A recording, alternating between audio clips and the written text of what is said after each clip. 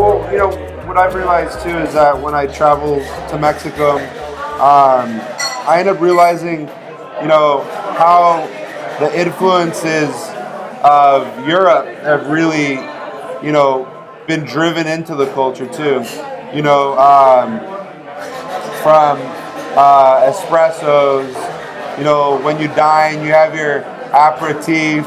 Then you also have a what's the one after? Mezcal. To kind of help you digest afterward.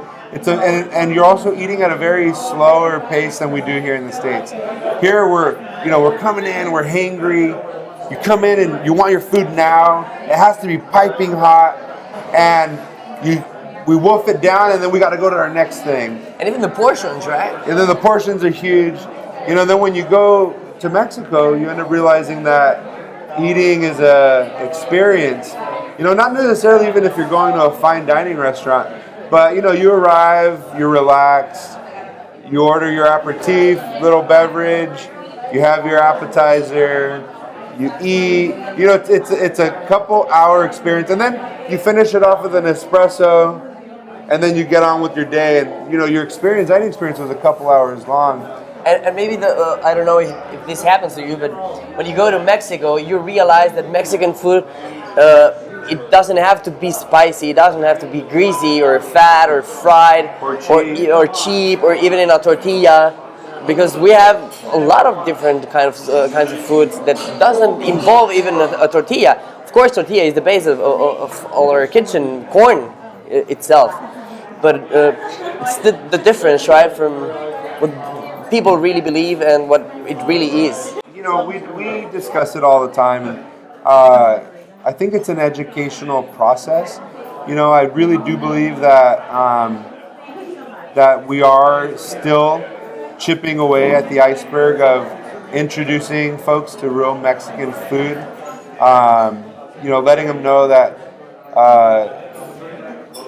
the ingredients that are available. That we don't just deep fry everything, cook everything in lard. There's this misconception of what Mexican food really is. And then there's some folks that are lost. Like, we're never going to get to them. But I think that it's a process of education and introducing, and people they want to try new things. And I think that right now we're in a really exciting position to really introduce people into like the what's going on now. I think that's why it was so exciting to bring Diego along, because he's in Mexico City. He's literally at the epicenter of the movement that's right now, and why not collab with him and bring it to Long Beach? So from my perspective, what can I do? I have a responsibility with Mexican food because I'm Mexican, so I really have to start something in which I change this misconception, right? And how can I do it? I can do it with people like Luis. I can do it with all the people. When I met Luis, he was with a group of chefs that owned restaurants in Shanghai, in Long Beach, in, San Diego, in many different parts of the world, and they were trying to do the best approach to the Mexican traditional food. And I try to teach them, and I try to show them different things, the different ingredients, different ways of preparing food, and I think that's what I have to do.